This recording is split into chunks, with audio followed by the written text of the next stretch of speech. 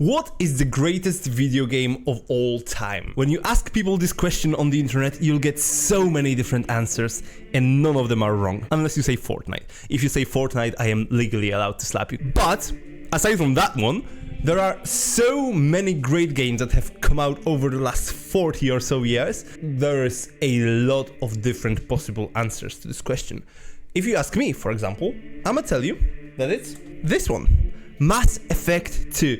The game where you assemble a crew of the most skilled people in the galaxy to take on an impossible suicide mission that only has two possible outcomes. Either the entire galaxy is saved, or all of you die. That's the GOAT. That's my GOAT. If you ask me what's the greatest game of all time, this is my answer. Mass Effect 2. But that's just my opinion, and there are so many different opinions, right? For example, some people will actually tell you that it's GTA 5, apparently. I was surprised too. Like, I played this game and yeah, it's pretty great. It was a ton of fun, but the greatest of all time? Alright. Some other people will tell you that Super Mario Galaxy is the greatest video game of all time, and you know what?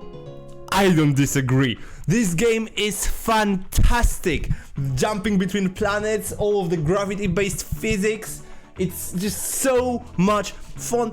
And look at the graphics. It's so beautiful. And that's on the fucking Wii. It rendered games in 480p. No, that's not even HD. That's 480p. And it looks so beautiful. God damn it. Yep, that's a good shout. If you ask some older people though, they might tell you that it's actually Super Mario World, which is the greatest video game of all time. And I love this wallpaper, by the way. And they will tell you that it's the peak of 2D platforming from back when games were focused on just being pure, unadulterated fun. And you know what? Yeah, I played this game and it is pretty fun. But if you ask some younger gamers, on the other hand, they might tell you that it's The Elder Scrolls V, Skyrim. And you know what? Exploring the frozen wastes of Skyrim and delving into different dungeons and caves to find loot. That was pretty great too. That wouldn't be my pick, but I understand why someone would choose it. Some people will just always latch on to the new, latest and greatest shiny thing, right? So if you asked people a couple of years ago what is the greatest game of all time, they would probably say it's like Disco Elysium or Hades. And if you ask people now this question, those people will probably say that it's Baldur's Gate 3, which, don't get me wrong, it's a great game. Not as great as Mass Effect 2, but still great. Or some people will actually tell you about another game that came out this year, The Legend of Zelda Tears of the Kingdom, which I haven't played yet. But if you ask the critics, and I know, video game journalism is a thing that exists, and I know how much you can trust those guys, but when you ask video game critics what is the greatest of all time, apparently, on average, their answer would be the predecessor to that last game, The Legend of Zelda Ocarina of Time. The only game to ever reach an average rating of 99% on Metacritic. Do you know what that means? That means that the average rating for this game, the average, is 10 out of 10. The average reviewer says that this game is literally perfect. That's pretty high praise. I did some research for this video. I know, I might look like I'm just walking around my room like a lunatic right now, but I did some research. And apparently, back in the day, people were getting legitimate death threats for rating this game as low as I shit you not. People were getting death threats for rating this game 8 out of 10. 8 out of 10! That's still a pretty high rating, but giving this game an 8 meant that you are a Nintendo hater. That's pretty high praise for this game, innit? Back in the day, it was praised for like its rich open world, its revolutionary lock-on combat system, great progression, great dungeons, and just pretty much infinite replayability. But that was 25 years ago. I was 6 months old when the game came out in the ancient year of 1998. So I actually never played it myself. And I was wondering, is it actually that good? Because if you go to Metacritic, and you sort by the highest rating, this is apparently still the highest rated game of all time. But is it the greatest? Well, I intend to find out in my new series, Exploring Greatness, where I play the greatest games of all time, so you don't have to. Unless they're, like, actually good, in which case you have to, because they're great. Okay, but the most important question is, how do you even get access to this game, right? Because it's pretty old, and most of you are not going to just go out there, find a working Nintendo 64, and pay the exorbitant prices that you have to pay for the cartridge with this game now. So that's out of the window. So there's 3 main ways you can play the game on modern hardware. First, and probably the best, is if you have a Nintendo 3DS, there is actually a full remake of this game called Ocarina of Time 3D, which it looks so much better than the Nintendo 64 original game, but I wanted to play the original one. So the second option is you can just emulate it right on the Switch thanks to your Nintendo Switch Online subscription. And that's a pretty good way to play the game. You can do it on a handheld, as well, just like the 3DS version, right? But you get like the original game. But what I think is the best way to play the game is doing what I did and playing it through unofficial emulation, thanks to the power of breaking the law. So I actually played this game on my phone, believe it or not, with an Xbox controller, because let's face it, I'm not touching the Nintendo 64 controller with a 10-foot pole. There is no fucking way I'm playing on that shit. Okay, if you're wondering why is my hair suddenly so much longer, it's because when editing this video I realized that, yeah, I wasn't really happy with the quality of the latter part of the video, so I decided that if I'm making a series all about exploring greatness, I don't really want to settle for mediocrity when it comes to the video I make.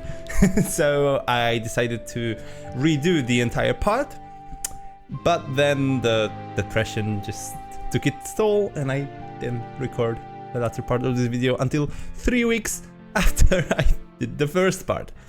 So that's a bummer.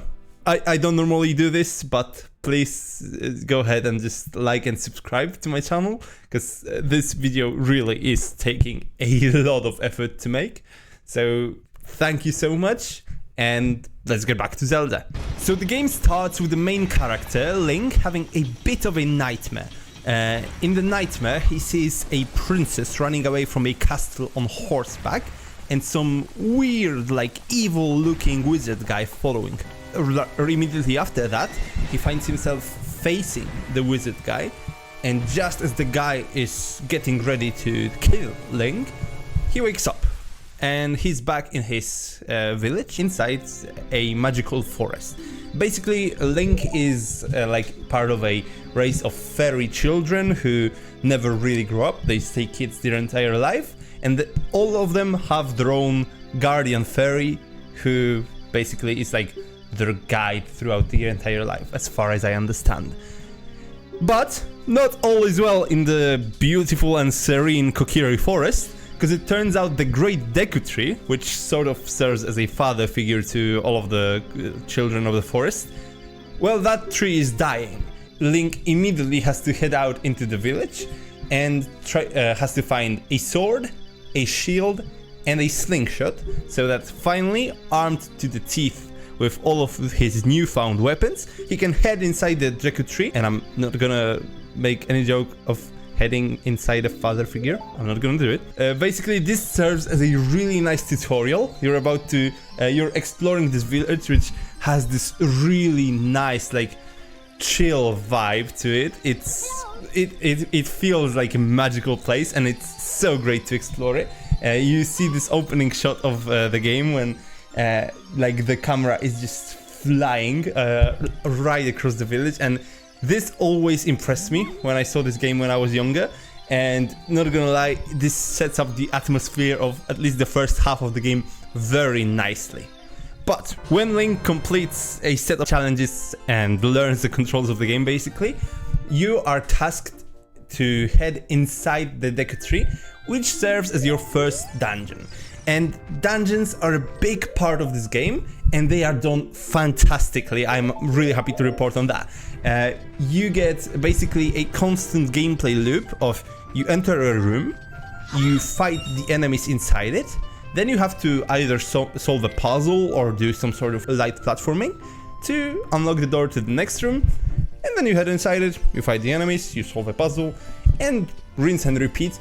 And this gameplay loop is really nice because all of the different activities you can be doing inside a dungeon are very nicely balanced. You never get bored of combat, you never feel like, oh my god, this fight is taking too long, or oh my god, this puzzle is just like so complicated. No, it's everything is like in short bursts of fun, and just as you're about to get tired of puzzle solving, you have to fight. And just as soon as you're about to get tired of fighting, well, here's a platforming section. The layout of the dungeons in this game is truly fantastic. Now, of course, they differ, and we're going to talk about this later, but that's the main idea behind each dungeon, and I am really happy with how it's executed, and really happy with how the first dungeon just teaches you all about it. I genuinely enjoyed the first dungeon. I think it was very well constructed. As you progress through the dungeon, you will unlock some new items, and that's kind of like the core of the game's progression. Basically, the main way you progress in Ocarina of Time is by unlocking items inside of dungeons, and then also finding secrets, and then unlocking new heart containers, which basically make you like harder to kill each time you defeat bosses, or each time you find a collectible in the main world.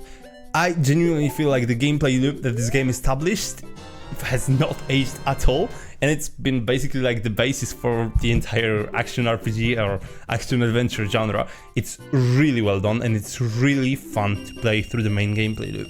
Let me break down and give you my opinion on each of the three main elements of dungeon crawling. When it comes to combat, this combat system, I have not realized like how influential it was before I played this game, because this was like one of the first like proper 3D adventures, right? And this game invented this thing called Z targeting, which is basically locking the camera onto an enemy and then basically like, you know, dodging their attacks, parrying them, rolling around the enemy, you know, and having like not only like the normal slash with your sword, but also like a jump attack. This is basically a beta version of the Dark Souls combat. This blew my mind, how a game from 1998, which was released 25 years ago, has a combat system that's so reminiscent of modern games that are praised for their immaculate combat. This just blew my mind. Like really, what you're looking at when you're playing Ocarina of Time is basically an early version of Dark Souls combat. You can't overstate this kind of innovation. If 25 years later, games are praised for iterating on the same formula, you know the game has done something well. Now, unlike Dark Souls, the combat here is actually pretty easy. It's not very challenging at all, which I think is appropriate since this game was aimed at children and young teenagers, basically. So I like the fact that it's not too difficult. It's not like a cakewalk either. It will definitely challenge you, but not to the point where you'll be dying left and right as if you were playing a Dark Souls game. That's an important distinction to make, because if I say Dark Souls combat system, some people might think it's hard. No, it's not. It's not. It's very manageable. But yeah, of course, it's not as smooth and like polished as Dark Souls, but it makes sense because there was like 20 years in between those two games. Platforming here is very simple and very rudimentary. You basically only have to jump over some gaps or climb some ledges. It's nothing like spectacular. It's not very challenging. This is not Super Mario 64 by any means. This is a very basic system of platforming, which is definitely not the focus of the game, but it's just a nice change of pace, right? It's not the focus of the game, but it's just some additional thing to do, basically to showcase the verticality of the levels. and it works well at what it does. One thing I found funny though is the animations, especially later in the game when you turn into an adult, are very, very similar to those that later 3D games like Tomb Raider or Gothic used. And so you can clearly see the inspiration that those games took from Ocarina of Time. One thing I noticed as I was playing through this game is I was seeing similarities to games I've already completed before, and then realizing this game came before them. So basically like seeing how much it inspired games that I really enjoyed as a kid, even though I haven't played this one. As for the puzzles, they are pretty hit and miss, but I'm happy to inform that most of the time they hit. Most of the puzzles here are short and challenging enough to where they are not just a cakewalk and not just an annoyance, but not as challenging as to be like ridiculous or require looking up a guide. I'm saying most of them because there were a few puzzles that I genuinely struggled with, and I did have to look up like 2 or 3 puzzles and the solution to them online. Look, it might just be me being dumb, I fully acknowledge this possibility, but I'm just saying it like this. I did have to look up the solution to 2 or 3 puzzles in the game, but most of them, so I would say like, I don't know, 20, 30, maybe more than that, were completely like logical and easily solvable. So yeah, I'm gonna have to give good marks to the game for the puzzles. It's not my favorite element of the game, but just as the platforming, it's a very nice change of pace. But 2 parts of the game which absolutely are my favorite have to be the boss fights and the exploration. Now, we'll talk a lot about boss fights later, but they are very inventive and they almost always require the use of an item that you find earlier in the same dungeon, which I just found very logical and a very good design choice. But as I said, we'll talk about bosses later. One important thing is, each time you defeat a boss, you gain a heart container, which basically increases your health and makes you more durable and harder to kill. So this is a really nice visceral reward, right? Because when you only have 3 hearts at the start, as soon as you kill this like difficult boss at the start, you get rewarded by your health suddenly increasing by an entire third as you get the 4th heart. This is a really nice design choice and provides a really tangible reward for defeating those bosses. I like that a lot. But the thing I like even more is exploration. So when you defeat the first boss, you are teleported right outside the Great Deku Tree, and the tree in its final moments explains to you that the world is in mortal danger thanks to this evil wizard Ganondorf, and you have to find 3 spirit stones to stop him. The tree gives you its own spirit stone, the stone of the forest, but you'll have to find the fire and water stones on your own. But the first hint that the tree gives you is to go and seek out Princess Zelda in the Hyrule Castle. So you have to exit the Kokiri Forest, where you were supposed to spend your entire life, and go on this grand adventure to find Princess Zelda. So when you exit the Kokiri Forest that you were supposed to spend your entire life in, your childhood friend Saria is of course very sad to see you go, but understands, and she gives you an ocarina, which is a magical instrument that Link will learn to play throughout the game, but we'll touch on that a little bit later as well. The thing is, everyone is telling you that you need to go straight away to the castle and see Princess Zelda, but this is actually far from the truth. As soon as you exit the Kokiri Forest, you are free to go basically anywhere, and to be honest, for a game this old, having an open world that opens up just after the game starts, it's an experience, and I can imagine how grand this adventure must have felt people back in the day. Now, of course, the world isn't like huge and very populated by modern standards, but for a game of its time, it was truly innovative, and there is a lot of things to do in the world. There's a lot of locations that you can visit right away, and a few more that only unlock as you progress further in the story.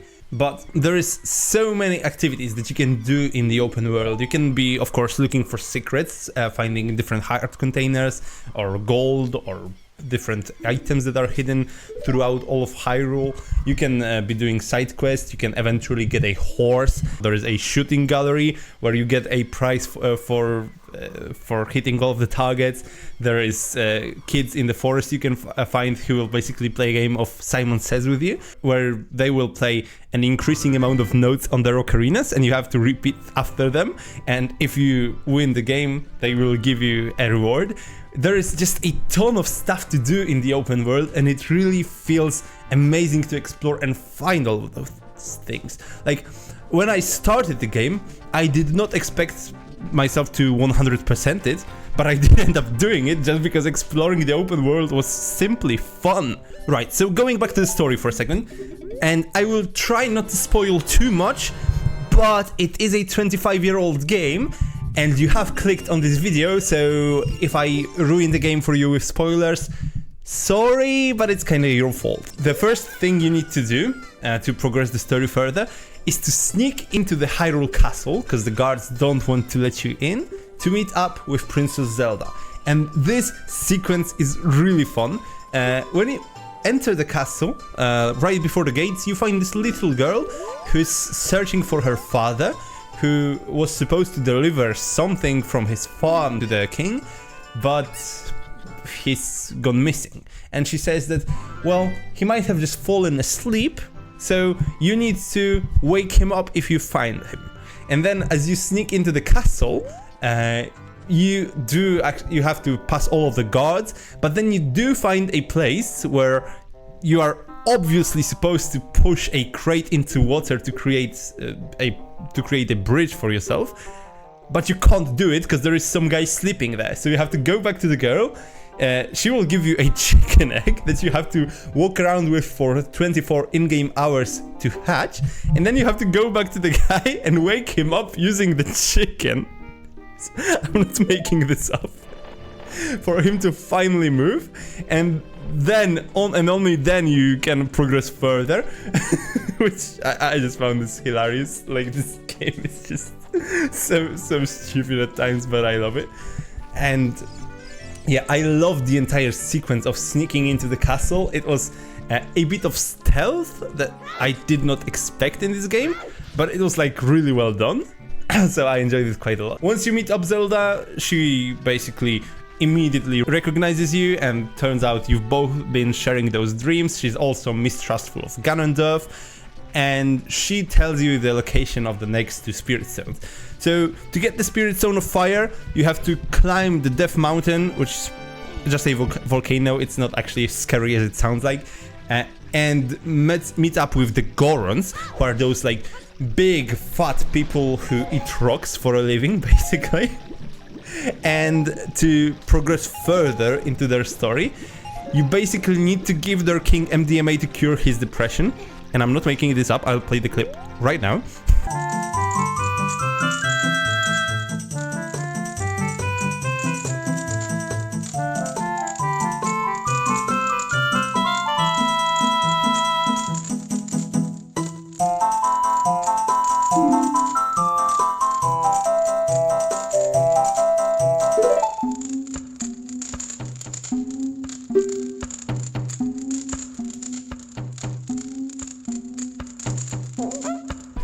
So yeah, this game just promotes drug use or what? Nah, it's okay. You just play him a song. That's how it works. After you finally speak to the king, he will give you a bracelet that allows you to use bombs on your own, and then you're allowed to head into the Dodongo cave, which will be your next dungeon. After you clear out that dungeon, the king of the Gorons will be impressed by your bravery and give you the Spirit Stone of Fire. Then you need to meet with the Zoras, which are like fish people, and there is this really fun sequence where you basically need to learn from them how to dive deeper, and only once you prove that you are actually really good at swimming, you can swim to Lake Hylia, where you can find some unlockables, and you might have gone there earlier thanks to the open nature of the world. to find a message in the bottle from their princess, who's been swallowed by a giant fish that they worship. So you have to basically get eaten by that fish and find the princess in their stomach and rescue her to receive the spirit stone of water. And I'm really not making any of this up. This is the actual story of the game. So once you have all 3 of the spirit stone, you go back to the Hyrule Castle and you witness the scene from your nightmare at the start of the game. Princess Zelda is running away from the castle on horseback and Ganondorf is following her. And he immediately asks you if you've seen where they went, and as Link of course says no, Ganondorf blasts him with magic. But it turns out that Zelda has dropped something into the water, and when you dive to pick it up, turns out it's the Ocarina of Time. Yep, the one from the title. Holy shit! But it's okay, since Ganondorf is after the treasure that's hidden inside the Temple of Time, and you are the one that has the keys to open it. So you go there, you use the 3 spirit stones that you've collected, and you open the door to the Temple of Time to reveal the Master Sword. And the atmosphere of that moment was simply amazing. It really feels like you're walking inside this old temple where you're not supposed to be, to grab this legendary weapon. The feeling that this game evokes is just immaculate. Oh my god, I loved it so much. But as soon as you grab the Master Sword, you get knocked out and you only wake up 7 years later and suddenly you're an adult now. The entire world is on fire and everybody blames you for it for some reason. Man, this is very relatable to my experience living as a Gen Z white male. Hey, the scene that happens when you grab the sword and you get knocked out and you wake up and the world suddenly has gone to ruin and it's now ruled by Ganondorf. That hits hard, because it turns out that Ganondorf wanted you to open the Temple of Time, and thanks to you doing this, he basically managed to seize the power that he was looking for and took over the entire kingdom. So yeah, it is kind of your fault, but it just sucks because you were a kid and you didn't recognize that you're doing something wrong. So this scene hits hard, and basically to fix all of this, you're going to need to enlist the help of 7 sages. And the first one, the Sage of Light, just joins you instantly, but to awaken the next 5 of them, you'll have to go to their respective temples and cleanse those temples of evil so that the sages can awaken to their entire power. And the 7th sage will only join you after you've collected all the 6 other ones. So you've got an entire quest ahead of you, and I swear to God, I knew this was going to happen because, you know, this game is 25 years old, but for a person playing back then, it might have felt like they are going in, you know, for the final battle after getting the sword, but turns out no, this is only half of the game behind you and you have 5 more dungeons to solve, and whew, this was impressive. But let's talk about the world now, because it is changed a lot when you play as adult Link. Suddenly, the Hyrule Castle, which was this big lively town with all of those people running around earlier, it's now completely ruined and just populated with only zombies. The Kakariko village, neighboring the castle, which was a small and idyllic village before, is now just overrun with all the refugees from the castle. The Zora's domain is completely frozen over. The Gorons have left their home on the Death Mountain to go and fight a dragon, and they all got captured by it. This world feels so much more dark and tense. There is a real sense of gravitas to the story thanks to the world building and all of the things that happens when Link transforms into an adult. Because you have this contrast between the frivolous, very light and bright and colorful and cheery world you experienced as child Link, and now you get this dark, brutal world that, yeah, just as I said, gives the story a lot of gravitas. It's impressive. The world building here is awesome. Okay, so as I'm editing this video, I noticed that I have not talked at all about perhaps the most impressive part of Ocarina of Time that still holds up beautifully to this day, which is the soundtrack. The soundtrack to this game is absolutely like stunning. The music here actually makes the adventure like 5 times better than it would have been like with a different kind of soundtrack. Like, I'm not joking, man. Like the way the music just makes the atmosphere of the different locations like pop is wonderful. Like, you get this very like whimsical music inside the Kokiri forest, right? And you also get like this very, you know, like foreign, like this like pretty much like warm music inside the Goron's land. And the best song by far on the soundtrack is the one you find in the Gerudo Valley. Like, just I'm gonna just let you listen to the Gerudo Valley soundtrack for a few seconds, because oh my god, it's so good.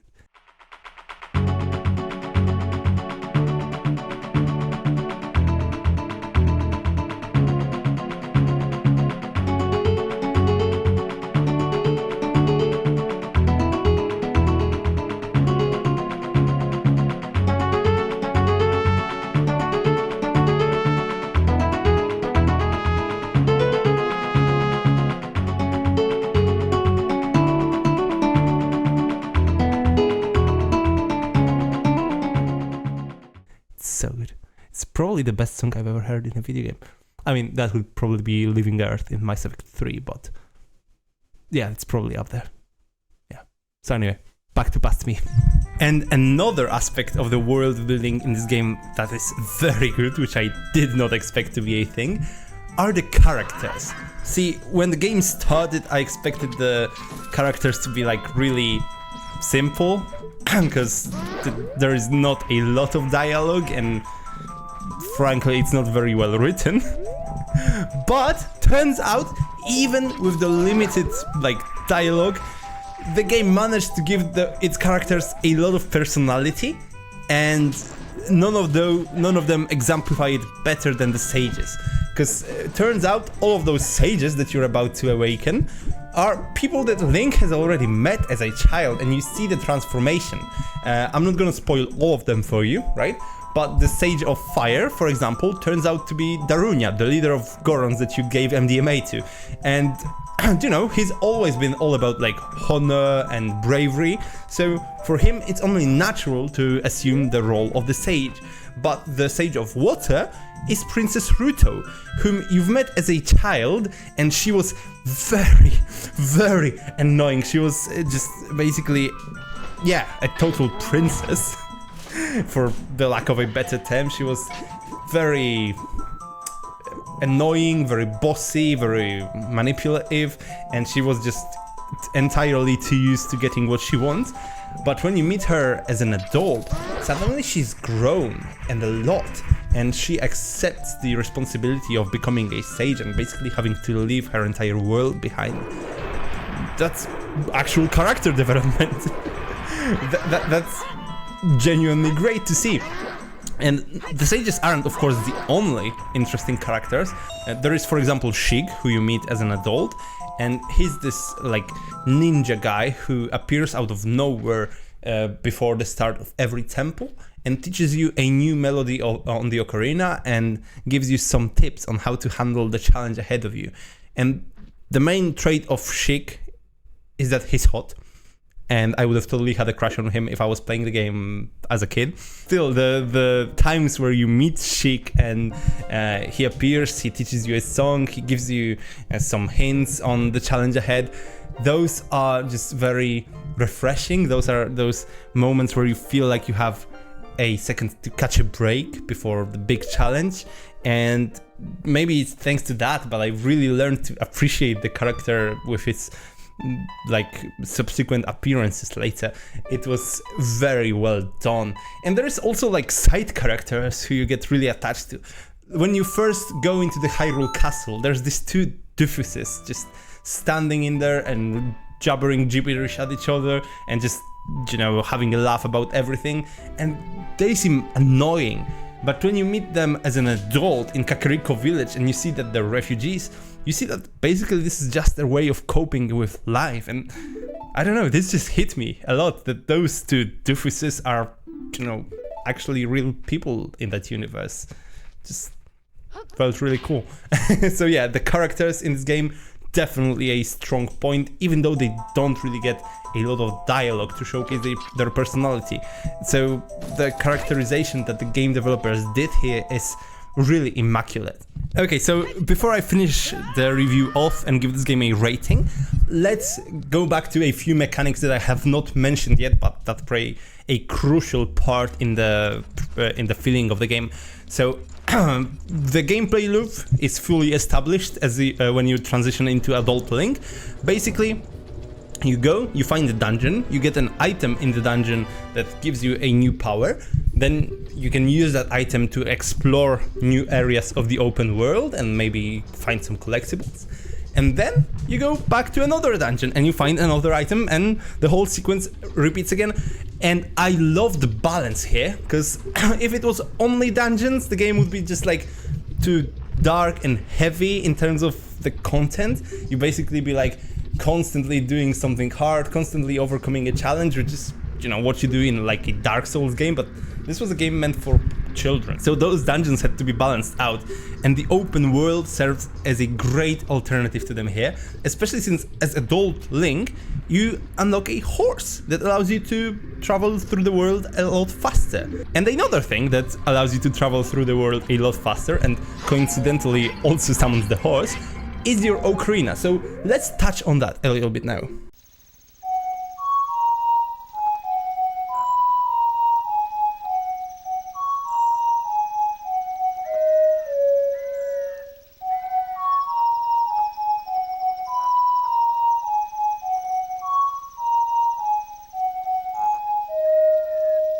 During the game, you will learn a lot of different melodies that you can play on your ocarina, and they have different effects. One of them turns day into night, just instantly changes the time of day. One of them causes rain.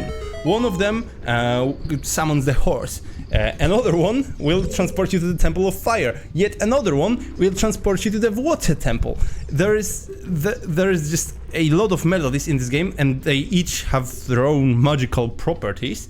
But the great thing about them is that, like, they could have just done a normal fast travel system. They could have just had a summon horse button, but no, you have to take out your ocarina and you have to play those melodies yourself by pressing the correct keys. And I love that system. It gives the game so much personality. This is something like truly unique, right? That I wish more games would have this like musical kind of mechanic, because just, you know, having to play a melody to use fast travel or summon a horse or change the time of day, it's something that other games just don't do, but it has so much personality behind it. I just love this element of the game. The ocarina was just my favorite item, but not the only item, of course, because there's a ton of items you unlock throughout the course of the game, and oh my god, I love this aspect of the game. You have the slingshot and the bow, which allow you to engage in ranged combat. You have the boomerang, which you can throw to retrieve unreachable items. You have the hook shot, which you can fire to get into unreachable places. You have bombs, which allow you to break fragile walls and access secret areas. You have the megaton hammer, which allows you to push down on rusty buttons. There is just a ton of different items you unlock throughout the game, and they each do something unique and allow you to access areas that you haven't before, or allow you to unlock secrets that you weren't able to unlock before. And the sense of progression is great, because what I love about this game is every time you go into a dungeon, there will be something some place where you see a broken wall, but you can't break it using the tools that you have yet. Or you see a switch on the floor that is just, you know, just there, and you can't do anything with it. No matter how hard you stand on it, no matter what you push on it, just won't budge, right? So then, when you unlock the bombs later in the game, you can go back to the first dungeon and break that wall. When you unlock the megaton hammer, you can go back to that dungeon and use the hammer to push down on that switch. This is just you know, a great incentive to come back to places you've already visited, which of course does extend the time of the game, but it also rewards you with collectibles. Which, speaking of collectibles, there are three main kinds of collectibles in this game. Of course, you collect rupees, which is the game's currency that you just use to buy items, which is like the most lame collectible. But there is also heart containers, which I already mentioned. So you get a full heart container each time you defeat a boss, but you also can find heart pieces in the world. But getting a full heart requires collecting 4 of those heart pieces, which is another great little incentive to keep exploring, because if you're sitting on 2 heart pieces, you really want to find the next 2, so you get more tanky. I love this mechanic, man, and maybe it's just because I'm ADHD and I'm addicted to seeing numbers go up, but seeing the health bar get bigger and bigger as I was exploring the game, it just felt really nice. It really incentivized me to actually, you know, go out and explore, which is like the whole point of an open world action-adventure game, I feel like. So this was great. And the third collectible that you'll find in this game are the golden sculptures. So the sculptures are those monsters that are hidden inside all of the game's dungeons and in the open world, and there are 100 of them total in the game, and for killing certain amounts of them you'll get rewarded. So there is this family in Kakariko village who have been cursed into becoming transformed into sculptures themselves. So as you kill those golden sculptures and find the tokens, this family will start slowly, one by one, turning back into humans, and each of them that you disenchant this way will give you a prize, right?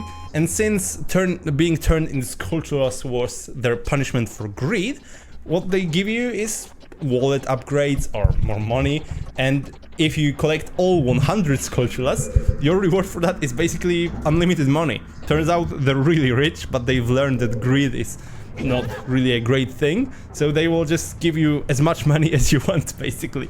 And I feel like that's such a great reward for exploration. Not really in terms of usability, because you don't really have a lot to spend your money on, but in terms of the feel, like how it was designed. By the time you get all 100 sculptures, you're like almost finishing the game, right? You've basically already 100%ed it, and the only thing that's left for you is to battle the final boss. So the reward, like getting unlimited money as a reward for 100%ing the game, even if it doesn't have a great impact on the gameplay itself, it just feels like a really good completion trophy. I loved it. So since I already mentioned the final boss fight, let's not talk about it just yet. Let's instead circle back to all of the other boss fights. The boss fights in this game are some of the most fun you can have. They are amazing. For the most part. There is one fight against the fire dragon Volvagia that drove me nuts. It was really bad. But other than that one, I feel like most of the other boss fights are really, really good. They usually require you to find the boss's weakness by using the item that you acquired previously in the same dungeon, which is pretty fun. Like, for example, in the dungeon where you acquire bombs for the first time, right? You need to throw a bomb into the boss's mouth for it to get stunned, and only then you can hit it with your sword. In the dungeon where you acquire the mirror shield, you need to use it to reflect the enemy's projectile at them, right? Stuff like that. It is simple, but really well executed, and I enjoy that a lot. The boss fights here are just genuinely really creative, and yes, some of them might be a bit obtuse about how you actually approach finding the enemy's weakness, and the Volvagia boss fight comes to mind immediately, but most of them are pretty easy to figure it out, and you won't die too many times trying to, you know, just learn the boss's mechanics. So I, in general, consider the boss fights a really, really great part of the game, and possibly one of my favorite ones. That is not counting the final boss fight, because the final boss fight, don't get me wrong, it is epic. To go and confront Ganondorf, first you need to get inside his castle, and then you need to solve 6 puzzles so that each of the 6 sages can help you unlock a part of the magical barrier separating Ganondorf from you. And then the fight against him has the first part, which I really couldn't figure out the gimmick at all until I looked into a guide, which is the main part that disappointed me, because basically earlier in the game you fight Phantom Ganon, and you need to figure out that you need to use the same strategy that you used against Phantom Ganon against the real Ganon, but the game doesn't suggest it in any way, so I had a really tough time with the final boss fight, at least the first phase, because of that. After you defeat Ganon, the castle collapses, you need to run away, and the escape sequence is really good. But as soon as you get down, turns out he survived and turned into a demon, and the second phase of the boss fight is, oh my god, it's so good, so thrilling. You need to use pretty much all of the moves that you've learned throughout the main game. You need to use the dodge roll. It is just fantastic. I loved the second phase of the final boss fight and the escape sequence. It was a very epic showdown, followed by a kind of bittersweet ending. Is this game actually great? Hell yeah, it is. It is definitely one of the greatest games ever made, and I can totally see why it got all the perfect marks at release. Does it make its way into my top 10 of all time? I don't know, but most of the games in my top 10 are definitely newer than that one and heavily inspired by it, which, you know, depending on how you judge the greatest game of all time, if your criteria is the most influential one, then yeah, Ocarina of Time might actually be the greatest game of all time. But is it worth playing today? Because you have all of those games which took the mechanics that Ocarina of Time pioneered and made those games bigger, better, with better stories and much better written dialogue, and of course much more advanced graphics, right?